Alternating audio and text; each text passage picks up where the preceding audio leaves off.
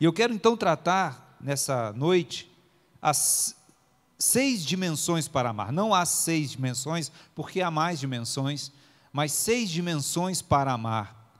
E a primeira dimensão para amar está em Lucas capítulo 10, versículos 25 a 27, que é: ame a Deus. É uma ordem bíblica e é uma ordem de Deus que nós temos como primeira dimensão, como primeiro aspecto do amor, ou primeira ordem do amor para nós, é o amor a Deus. Então, Lucas capítulo 10, versículos 25 a 27, pode colocar na tela para mim, por favor. Quando Jesus foi interrogado a respeito do maior de todos os mandamentos, ou do resumo da lei. Qual é o resumo da lei? 27. Lucas 10, 25 a 27. Começa no 25, por favor. Isso. Eis que se levantou um certo doutor da lei, e tentando e dizendo: mestre, que farei para herdar a vida eterna? Aí Jesus faz uma pergunta para ele no 26. E Jesus lhe disse: que lês? Que está escrito na lei, e como lês? Isso é, não só o que está escrito, mas o que você interpreta da lei. Então no 27 ele responde, e respondendo ele disse: amarás ao Senhor teu Deus de todo o teu coração, e de toda a tua alma, e de todas as tuas forças, e de todo o teu entendimento, e ao teu próximo como a ti mesmo. E coloca o 28, que é a resposta de Jesus a ele. E disse então Jesus: respondeste bem, faze isso e viverás. Então a grande função da lei, o grande resultado da lei é o amor. E o primeiro amor é um amor a Deus, e não é um amor de qualquer forma. Nós vamos entender que nessas 6 dimensões que eu vou descrever aqui, eu digo não são só essas, mas essas são as que nos tocam mais, que são principais. Existe não só a necessidade de amar nessas dimensões, mas também na intensidade e na forma adequada de amar. Então, o amor não é para ser feito de qualquer jeito. O amor não é para ser feito com qualquer intensidade. O amor tem um propósito para cumprir na nossa vida, mas ele só vai realmente cumprir esse propósito se ele for feito da forma correta e na intensidade correta. Então, quando Jesus fala que ele entendeu completamente, ele entendeu corretamente a lei, ele diz que o amor a Deus, ele não é de qualquer forma. O amor a Deus é com toda a tua força, é com toda a tua alma, é com todo o teu entendimento.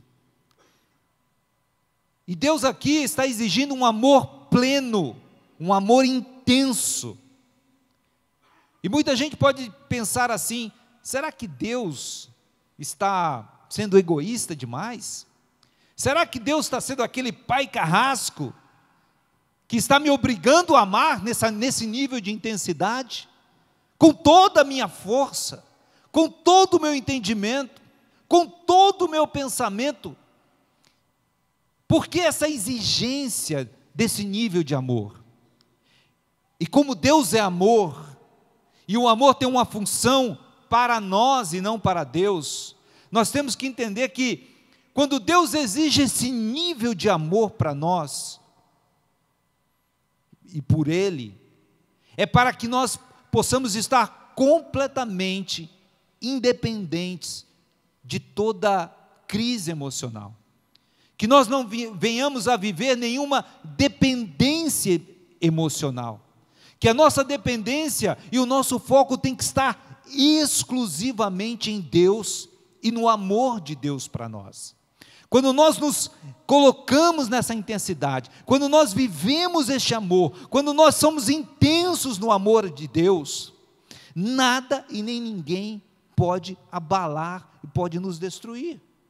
O amor de Deus nos protege, o amor a Deus nos conforta, o amor a Deus, Ele nos liberta de toda a independência. Quando Ele diz: ame a Deus sobre todas as coisas, as coisas não podem mais abalar a nossa vida. E aí eu pergunto a você, o que é que comanda o seu humor? O que é que comanda a sua vida? Nós homens somos muito preocupados com questões financeiras, e às vezes nos abalamos por questões financeiras, e é verdade que todos nós sofremos notícias ruins, notícias boas durante o dia, mas como tem sido a sua vida? As questões financeiras têm conduzido você se move pelas questões financeiras, o seu emocional está firmado nas questões financeiras? Será que as coisas têm tomado o lugar de Deus? Será que você tem conseguido amar a Deus acima de todas as coisas? Ou quando você está com a conta tranquila, as contas estão pagas, tem um saldozinho na conta, aí você está bem. Se as contas não estão pagas, ou se você não está financeiramente equilibrado, você está mal, deprimido, destruído, ninguém pode falar com você, a família já até sabe que naquele dia você vai estar mal. E se você tem vivido assim, você tem criado essa dependência emocional das coisas, é porque você não tem vivido o amor de Deus na intensidade da forma como a Bíblia manda você viver. Porque quando você vive o amor de Deus, não há dependência emocional de coisas, e também não há dependência emocional de pessoas.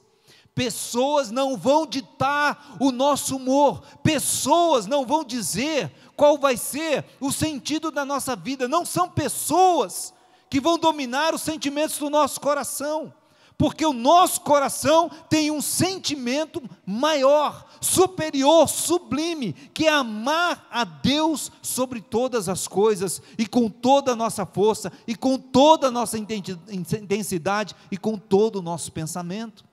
Então o amor de Deus te livra das dependências emocionais, você não fica vinculado às coisas, e você não fica vinculado às pessoas. Tem mães, tem pais, que não conseguem ter uma vida feliz, entram em depressão, por causa de filhos, por causa de parentes, por causa de situações, e as situações não podem mudar a sua vida. Quem tem que dominar a sua vida é o amor de Deus, amém? É só o amor de Deus que tem que canalizar você, para que você esteja completamente independente. Então, quando o mandamento de Deus estabelece que você deve amar a Deus com toda a tua força, e com todo o teu pensamento, e acima de todas as coisas, é para livrar você de qualquer dependência emocional. Analise o seu coração, analise a sua vida. Você tem vivido abalado? Você tem vivido desesperado? Você tem deixado a ansiedade tomar conta do seu coração?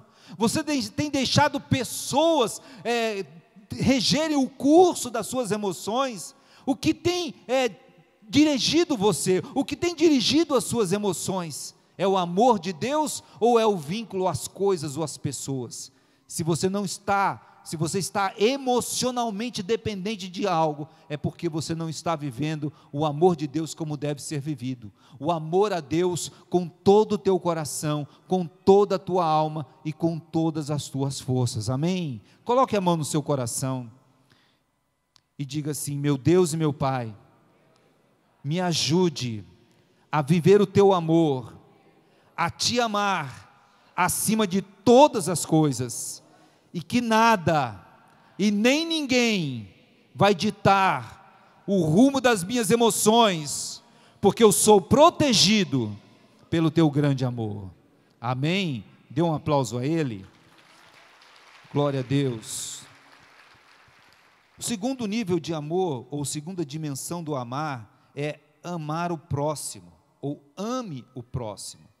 Lucas capítulo 10, versículo 27, nesse mesmo texto que lemos, o próprio doutor da lei respondeu para Jesus e disse no finalzinho: ame ao teu próximo como a ti mesmo.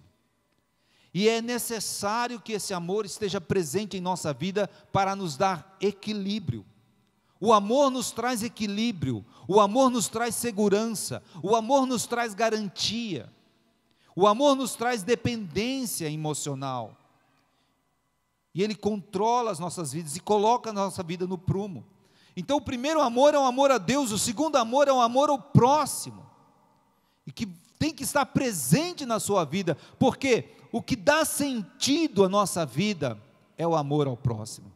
É o amor ao próximo que vai dizer por que você está nessa terra, por que você veio ao mundo. Pessoas estão estabelecendo na sua vida alvos em cima de coisas, mas as coisas vão passar. As pessoas querem comprar a casa, e comprar carros, e comprar fazenda, e aumentar isso, e fazer o primeiro milhão, e depois se tornar um bilionário, e eles pensam que essas coisas podem dar sentido à vida, mas quando você estabelece um alvo, e alcança aquele alvo, aquilo morreu. Aquilo acabou, e a ansiedade da alma, ela continua para estabelecer novos alvos em cima de coisas, e esses alvos não podem satisfazer você. A única coisa que realmente vai satisfazer você, é quando você começar a marcar a vida de pessoas, qual é a impressão que você deixa na alma das pessoas. É como meu pastor sempre diz, pastor Clodoil sempre fala, como você vai ser lembrado, quando você morrer, quando você não estiver mais nessa terra, como você vai ser lembrado? Você não vai ser lembrado pelo dinheiro que teve, e nem pelas coisas que fez, ou pelas coisas que deixou de fazer, mas você vai ser lembrado pelas vidas que você tocou, que você marcou, que você ajudou a transformar, histórias que você ajudou a construir. O amor de Deus sendo revelado na vida de outras pessoas e usando você como instrumento de transformação da sociedade. É isso que vai ficar marcado nos teus filhos, nos teus netos, nos teus parentes, nos teus amigos e na sociedade. É o amor ao próximo que vai dar sentido à tua vida. Não são coisas que vão dar sentido à sua vida, mas é o amor às pessoas. Amém? É o amor às pessoas. Este amor dá sentido à nossa vida. E quem é o nosso próximo? Lucas capítulo 10, versículo 29, o mesmo texto, o versículo 29, o doutor da lei pergunta para Jesus, e ele diz, querendo justificar-se a si mesmo, diz a palavra, disse a Jesus, quem é meu próximo? E ele quis justificar, porque no tempo em Israel, havia um conselho, uma ordenança, de que você amasse o seu próximo e odiasse o seu inimigo, de forma que o objetivo desse ensinamento era trazer unidade do povo e confiança no povo, para que o povo pudesse avançar naquelas guerras terríveis e sangrentas, que eram guerras de domínio de territórios, que precisavam ser completamente expulsas, aquelas famílias que estivessem no território. Então eles tinham que agir sem misericórdia, e precisavam estar unidos. Então o conselho, a orientação, o mandamento da palavra, era que você amasse o seu próximo, que estivesse ao seu lado, amasse ele, estivesse unido com ele, para que os dois pudessem ser uma força só, contra o seu inimigo, e não tivesse misericórdia do seu inimigo. Então Jesus traz, no novo tempo, Jesus traz a orientação, que não é assim, mas a questão era que ele pensava justificar-se, aquele doutor da lei, justificar-se diante de Jesus, porque ele amava os seus parentes, ele amava a sua família, ele amava os seus filhos, então ele queria justificar-se com essa pergunta, e Jesus disse, é aquele que está ao seu lado, porque ele imaginava que Jesus ia usar a tradição judaica, mas Jesus vem trazer um novo entendimento sobre a vida do povo de Israel e sobre a lei. Então ele começa numa pergunta tão simples, quem é o meu próximo? Uma pergunta tão objetiva, Jesus podia responder com 2 palavras. Jesus começa a contar uma longa história, e vocês conhecem a história do bom samaritano, uma resposta elaborada. Por quê? Porque Jesus queria responder o coração daquele homem, e não simplesmente a sua indagação, porque o próximo para Jesus, é aquele que você se torna próximo a ele, porque o homem que estava caído, na parábola do samaritano, o sacerdote passou de longe, o levita passou ao largo, e alguém que estava comprometido com o trabalho, ele precisava fazer negócios, e quem precisa fazer negócios tem horário, quem precisa fazer negócios tem reuniões, quem precisa fazer negócios tem planejamento, quem precisa fazer negócios tem rota, tem objetivos, tem compromissos a serem cumpridos, mas esse que estava completamente comprometido com o seu trabalho, ele se aproximou daquele que estava caído, e Jesus pergunta: quem foi o próximo daquele? Quem foi o próximo daquele? Foi aquele que se aproximou. Sabe, no mês passado nós vimos o nosso apóstolo nos dando uma oportunidade maravilhosa, de ministrarmos sobre a vida de jovens que estavam lá em Gana. Nós não estamos próximos a eles, nós não sabemos quais são as suas necessidades, quais são as suas carências, quais são as suas lutas, quais são os seus problemas, mas nós tivemos a oportunidade de nos aproximarmos deles, e quando nós nos aproximamos deles, nós ofertamos na vida deles, e nós nos tornamos próximos a eles. Foi uma oportunidade maravilhosa. O próximo é aquele a quem você se aproxima, que você toma a iniciativa de vencer as barreiras, de vencer as distâncias. São essas pessoas que você tem que alcançar, não apenas aqueles que estão ao seu lado, com certeza são teus próximos, mas também aqueles que estão longe, e você pode e deve fazer alguma coisa por eles. Então marque a vida de pessoas, marque a vida dos que estão perto, marque a vida dos teus filhos, marque a vida do teu cônjuge, com o amor de Deus, mas também marque a vida de pessoas que estão longe, se importe com elas,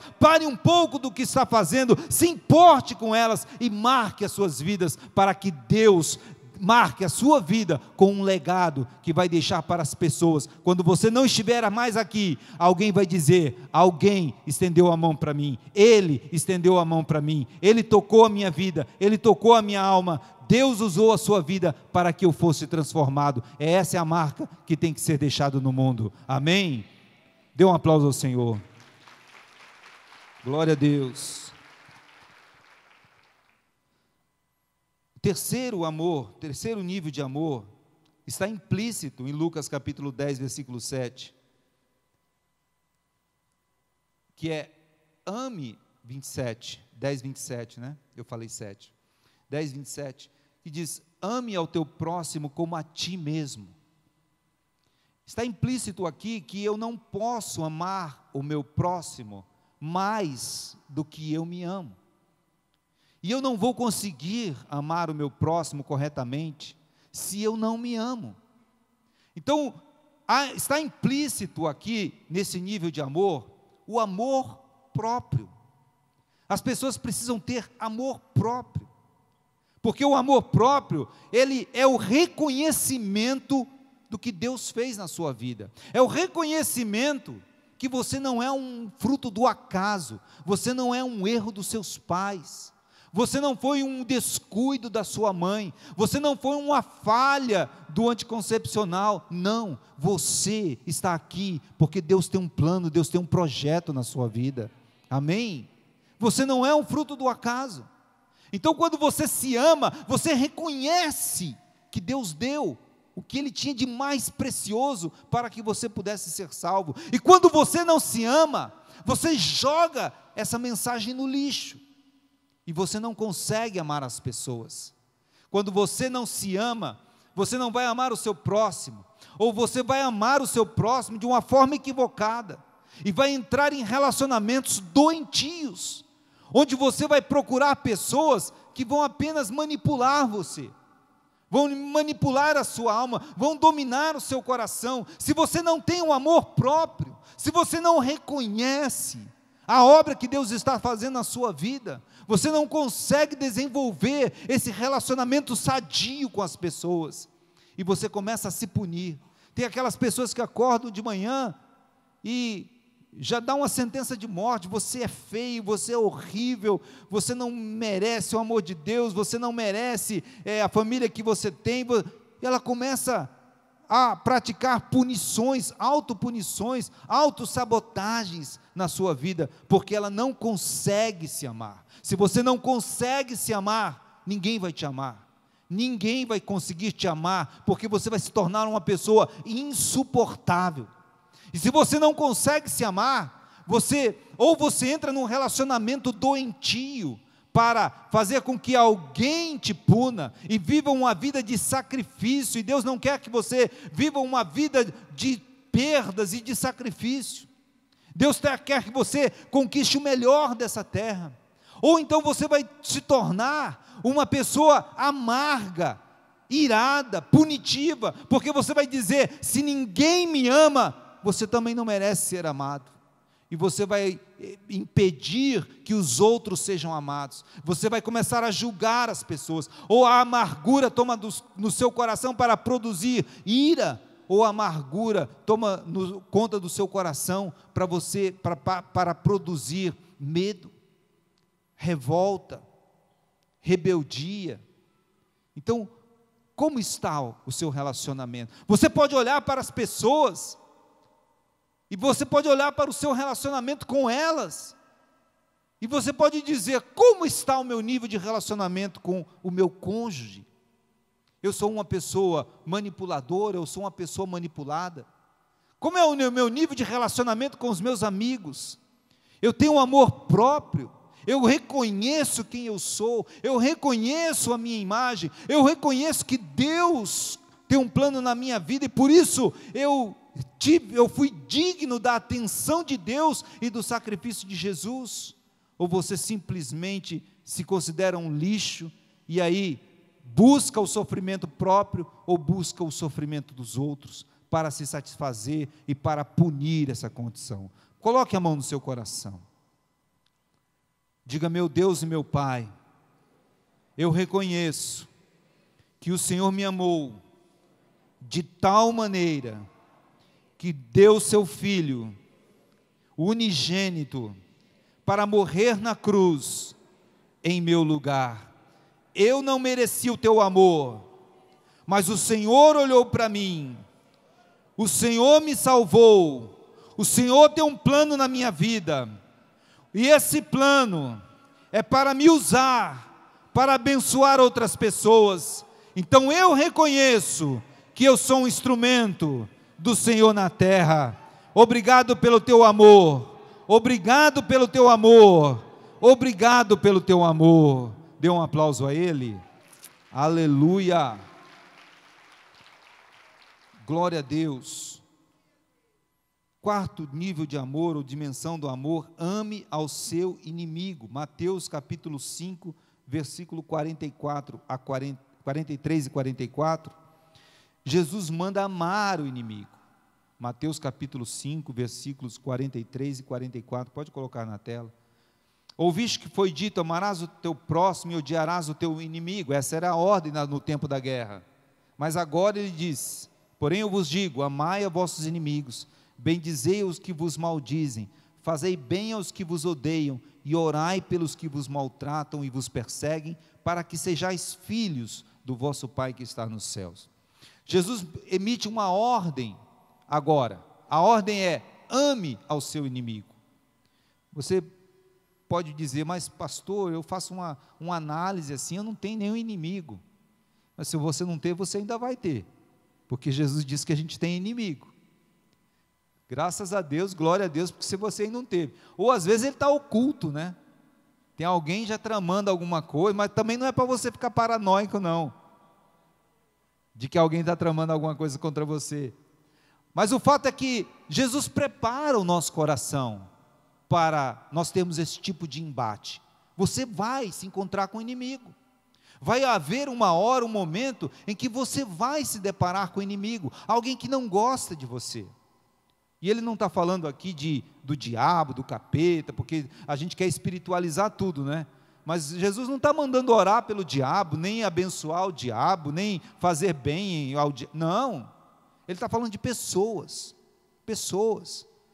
que vão esbarrar com você, vão se opor a você, porque querem o mesmo lugar, que acham que têm o mesmo direito, e vão criar uma situação, e Jesus está te preparando para isso. Como você vai reagir, como você deve reagir diante dessas circunstâncias. Você tem que amar o seu inimigo, você tem que amar aquele que vos odeiam, você tem que amar aquele que te maltrata, aquele que te persegue, aquele que te calunia. Você tem que amar essas pessoas. Isso é uma ordem de Deus, é uma dimensão do amor que deve estar presente em nossas vidas para que nós sejamos equilibrados, Então, como eu vou fazer isso? Romanos capítulo 12, versículo 20 e 21, ele explica, Paulo explica como você, Paulo está repetindo aqui um texto de Provérbios, ele está literalmente transcrevendo um texto de Provérbios, diz assim: portanto, se o teu inimigo tiver fome, dá-lhe de comer, se tiver sede, dá-lhe de beber, porque fazendo isso, amontoarás brasas de fogo sobre a sua cabeça. E o versículo 21, não te deixes vencer do mal, mas vence o mal com o bem. Contra os nossos inimigos nós não vamos lutar. Paulo não está dizendo que nós temos que lutar contra os nossos inimigos. Na verdade, o conselho de Paulo, em Efésios capítulo 6, é que nós temos que lutar sim, mas contra as hostes espirituais da maldade estabelecidas nas regiões celestiais. A nossa guerra não é contra a carne, não é contra o sangue, a nossa guerra não é contra pessoas, ainda que alguns se levantem como inimigos contra a nossa vida, nós não vamos lutar contra essas pessoas, mas nós vamos fazer o bem. E qual vai ser o resultado de fazer o bem? Porque vai chegar o dia, é isso que Paulo está dizendo, vai chegar o dia em que Deus vai te dar a oportunidade de abençoar o seu inimigo. Vai chegar o dia em que ele vai estar numa situação tão grave, tão carente, e a última pessoa na face da terra que ele vai pensar em ajuda, vai pensar que pode vir a sua ajuda, é de você, é de mim. Porque pessoas que te maltrataram, que te feriram, que te caluniaram, que te perseguiram, que criaram dificuldades na sua vida, quando ele estiver carente e necessitado, Deus vai abrir uma oportunidade para que você possa abençoar essa pessoa, para que você possa fazer algo de bem para ele. E Paulo diz lá no versículo 20, que isso vai amontoar brasas na cabeça dele, ele vai pirar, ele vai fritar o cérebro dele, porque ele não vai entender como que alguém que ele maltratou, alguém que ele perseguiu, alguém que ele caluniou, que ele criou obstáculos, que ele puxou o tapete, agora vem me ajudar na hora que eu mais preciso. E ele vai reconhecer o amor de Deus, e você vai vencer o mal com o bem. Amém? Dê um aplauso ao Senhor. Aleluia. Amar o seu inimigo, fazer, surpreender, fazer algo de bom para ele. Deus não está dizendo que você tem que ir lá procurá-lo. Deus não está dizendo que você tem que ter amizade com ele, que você tem que caminhar com ele. Não. Deus está dizendo que ele vai abrir uma oportunidade. Vai abrir uma oportunidade para você fazer o bem para ele. E quando você tiver essa oportunidade, não perca essa oportunidade, porque você vai ganhar o seu inimigo. E na sua lista de inimigos, se é que tem, você vai riscar. Esse não vai ter mais. Amém? Mas se a sua lista está muito grande, o problema é você, não é as pessoas não, tá?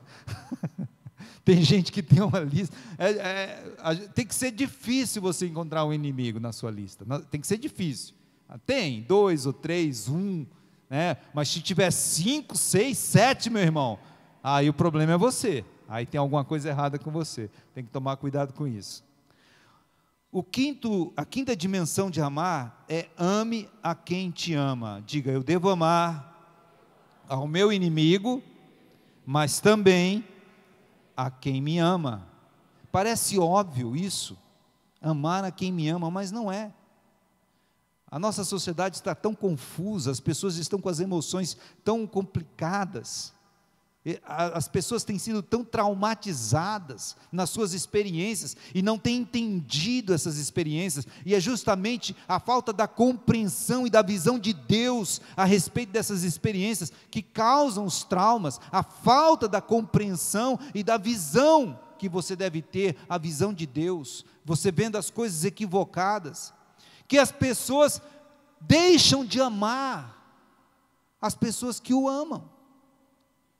Nós vemos uma sociedade onde filhos se revoltam contra os pais, filhos que não amam os pais, pessoas que não amam as pessoas que estão realmente se importando com elas, preferem ter más companhias, preferem se doar a indivíduos esquisitos e estranhos.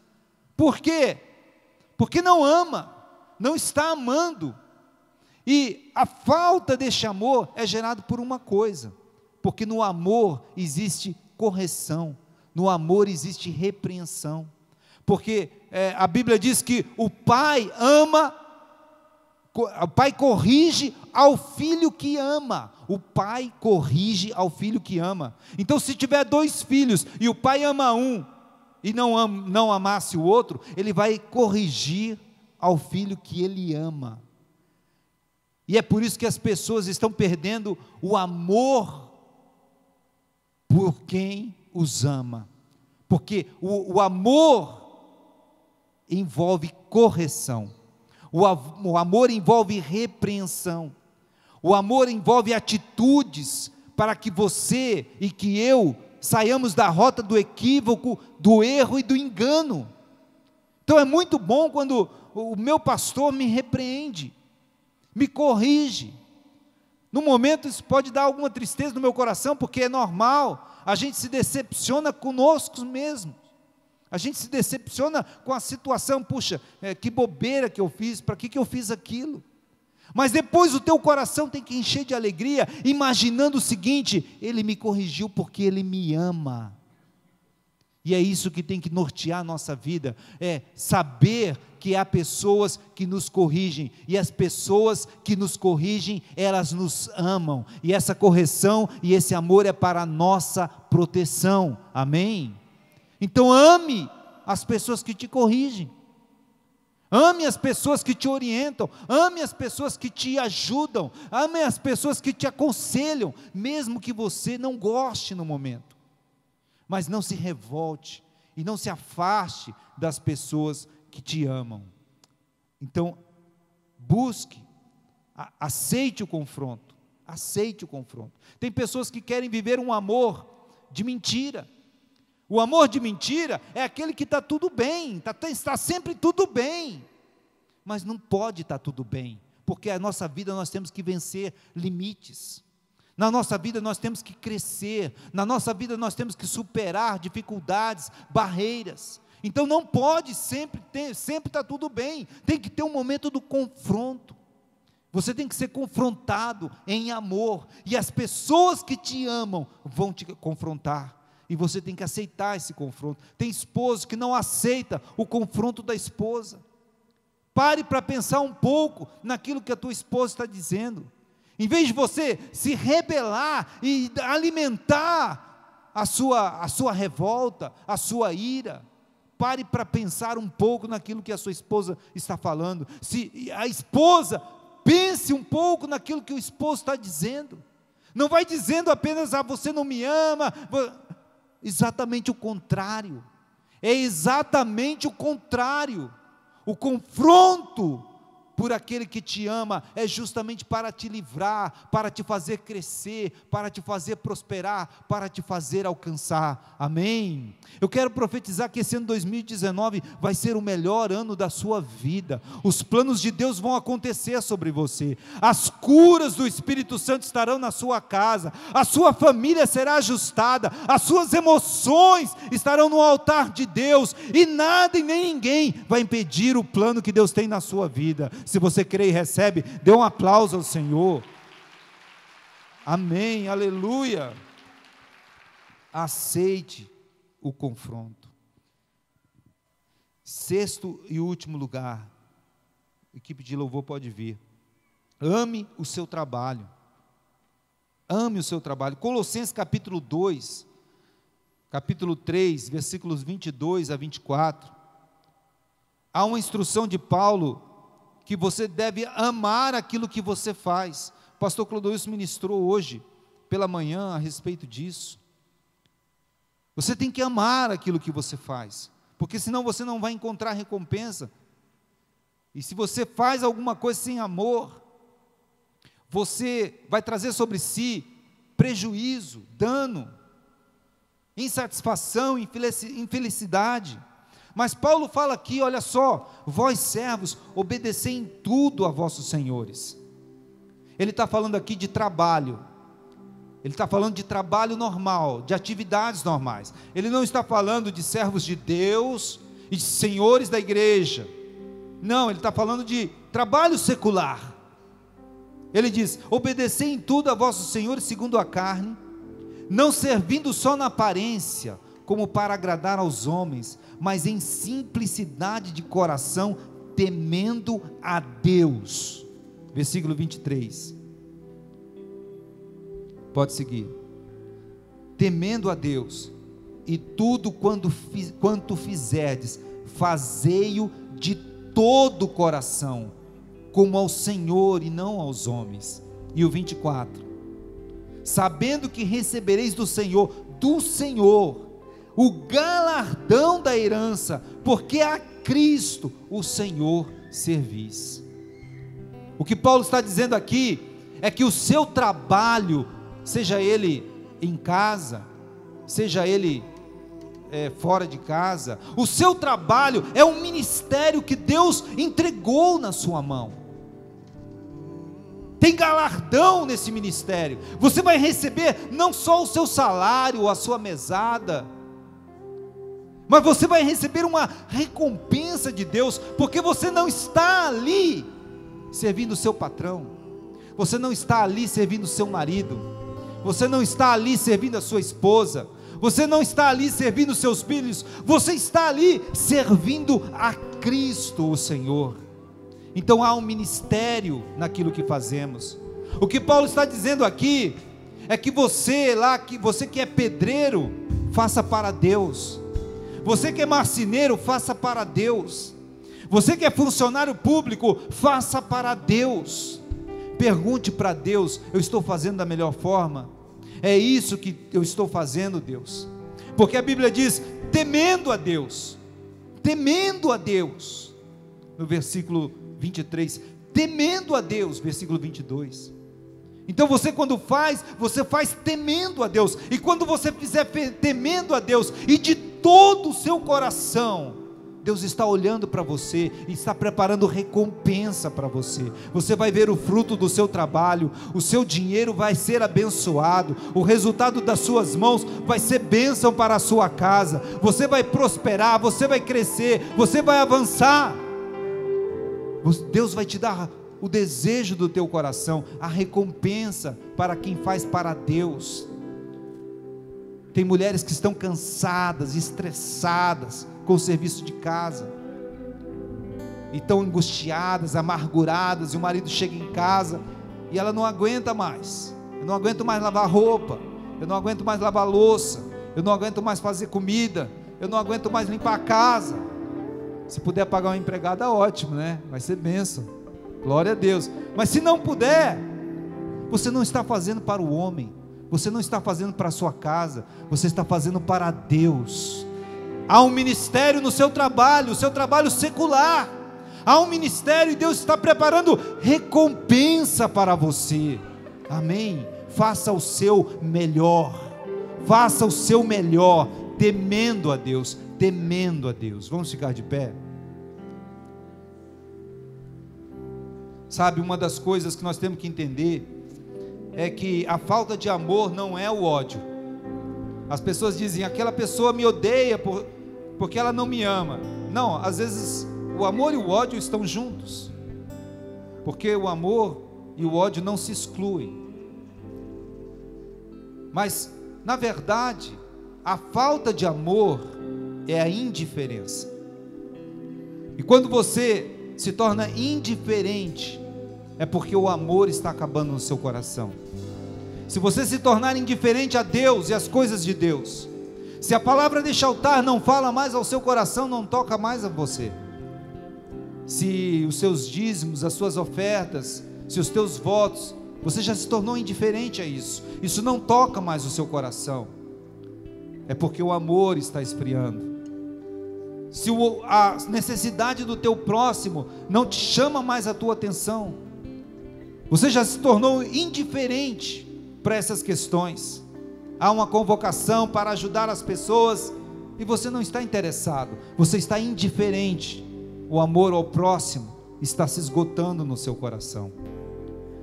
Se você não consegue pensar e se preocupar consigo mesmo, você está satisfeito com a sua vida de derrota, de fracasso, de fraqueza, de sofrimento, ou mesmo que não esteja satisfeito, mas não consegue fazer nada a respeito disso. A indiferença está tomando conta a seu respeito. Você se tornou indiferente à sua saúde, você se tornou indiferente à sua condição. Se você se tornou indiferente, o amor próprio está acabando na sua vida. Se você vê o seu inimigo precisando de ajuda e dá uma gargalhada porque ele tropeçou e diz bem feito, e se ele estende o pedido de necessidade, você não estende a mão, você se tornou indiferente e o seu amor aos seus inimigos está acabando. Se você se tornar indiferente à situação dos seus pastores, dos seus pais, do seu cônjuge, quando ele está precisando, e porque ele te chamou a atenção, você guardou aquilo no coração, e agora diz, bem feito, você não devia ter falado aquelas palavras contra mim. Você não ama a repreensão, você não ama a correção, você está se tornando indiferente a quem te ama. O amor está acabando, e nós temos que proteger o amor. E se você se torna indiferente ao seu trabalho, se não dá importância, se você faz da melhor forma, ou se faz da forma que dá, você está se tornando indiferente, e você está perdendo o amor ao seu trabalho. E essa é uma hora de restaurarmos o amor. Essa é uma hora de restaurarmos o amor. Essa é uma hora de restaurarmos o amor, porque o amor vai trazer equilíbrio, o amor vai trazer proteção, o amor vai trazer vida, o amor vai trazer a graça de Deus sobre a sua vida.